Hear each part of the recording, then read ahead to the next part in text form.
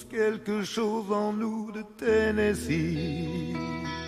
Cette volonté de prolonger la nuit, ce désir fou de vivre une autre vie, ce rêve en nous avec ses mots. Bonjour Olivier, à pour lui. vous accueillir, effectivement une petite musique qui n'est pas choisie dans toute innocence. Pour parler Très de bien plusieurs choisi. ouvrages. Oui. Plusieurs ouvrages. Alors, il y a des jeunes qui arrivent, effectivement, et puis il y a du moins jeune, on va dire, du presque classique avec, avec Brigitte Kernel. Brigitte Kernel qui publie Jour brûlant à Key West, Eh ouais. chez Flammarion, un roman absolument formidable, une merveille, autour de qui? De Françoise Sagan. Alors Laurent, on ne se connaît pas encore assez bien, on n'est pas encore un vieux couple, vous ne savez pas que Françoise Sagan est ma grande passion. Et je me disais, mais que peut-on encore écrire, qu'est-ce qu'on peut encore dire sur Françoise Sagan? Eh bien, Brigitte Kernel, elle l'a fait de manière merveilleuse. Elle prend un tout petit épisode de la vie de Sagan qu'elle raconte dans ses mémoires, dont elle touche quelques mots à Brigitte Kernel un jour dans un taxi. Après 1954, parution triomphale de Bonjour Tristesse en France, Françoise Sagan s'envole pour New York. Là aussi, triomphe, elle signe des livres à tour de bras. Elle est fatiguée, elle est déprimée dans sa chambre d'hôtel. Elle reçoit une invitation, parce que trop d'agitation, trop de scandales, trop de tout. Elle reçoit une invitation de qui ? Jingle, de Tennessee Williams. Le plus grand dramaturge américain l'invite à Key West, ville insulaire de Floride. Évidemment, elle ne le connaît pas, elle connaît ses livres, elle y va.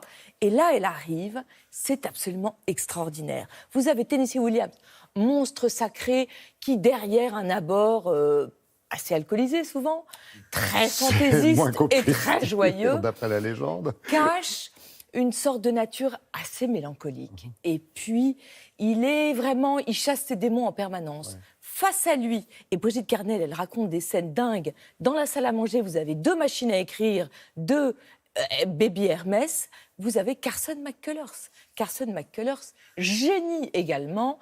Le cœur est un chasseur solitaire. Alors elle a 38 ans, mais on dirait une vieille dame de 85 ans parce qu'elle est très malade, elle a un bras paralysé, elle marche très mal. Et alors c'est une sorte de vampire, Carson McCullers. Il faut qu'elle soit au centre de l'attention. Or, débarque notre Françoise Sagan, 19 ans, la fraîcheur incarnée, vent de fraîcheur et après trouble. Alors, ce qui est passionnant, c'est que Brigitte Kernel, pour raconter cette histoire, elle imagine un dispositif romanesque drôlement malin. Elle fait raconter l'histoire par Frank Merlot, qui était l'amant de Tennessee Williams. Et c'est lui qui nous conte le trouble qu'il va advenir dans cette maison. Ce qui est formidable, c'est que le portrait de Sagan, il sonne toujours juste. Brigitte Kernel, je pense qu'elle connaissait très bien Sagan. Et on découvre vraiment une jeune écervelée dans le corps d'un vieux sage. Je ne vous en dis pas plus, c'est Flammarion et c'est merveilleux. Ça marche. Merci de vous arrêter juste avant de nous dévoiler la fin. Le trouble, beaucoup de troubles. Qui tombe amoureux de qui? Ouh là là là là. Et en plus, à la fin, on a les larmes aux yeux parce que c'est vraiment bouleversant. Après le trouble, le MOOC, c'est quoi le MOOC, Olivia? Le MOOC. Alors, les MOOC, vous savez, ce sont ces nouveaux magazines. MOOC, c'est un mélange de magazines et de books. Ah. Kiss, c'est une renaissance. Kiss, il y a 10 ans, il y a une bande de jeunes, ils avaient 18 ans et des poussières. Ils ont décidé de réinventer la presse avec ce magazine Kiss, qui était à l'époque un magazine culturel gratuit.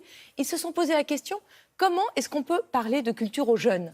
Parce que souvent, la culture, ça vous raconte l'opéra, ça parle surtout des artistes en promotion. Et eux, ils ont réinventé ce modèle, justement, en parlant d'artistes que personne ne connaissait alors, en parlant d'artistes qui n'étaient pas en promotion. Et sur toutes les longueurs, ils se permettaient des papiers très très longs, ils se permettaient des photos originales, des nouvelles inédites. Sans le savoir, ils inventaient les MOOC d'aujourd'hui. Ils inventaient America, ils inventaient 21.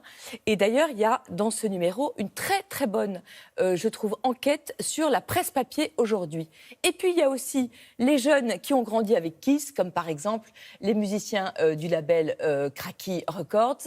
Il y a aussi, et je trouve que c'est ce qu'il y a de plus passionnant dans ce magazine, tous les jeunes qui vont compter demain. Et on peut dire que Kiss, ils avaient du pif parce que les artistes dont ils parlaient il y a 10 ans, c'était Rebecca Zlotowski, c'était vraiment tous les gens qui comptent aujourd'hui.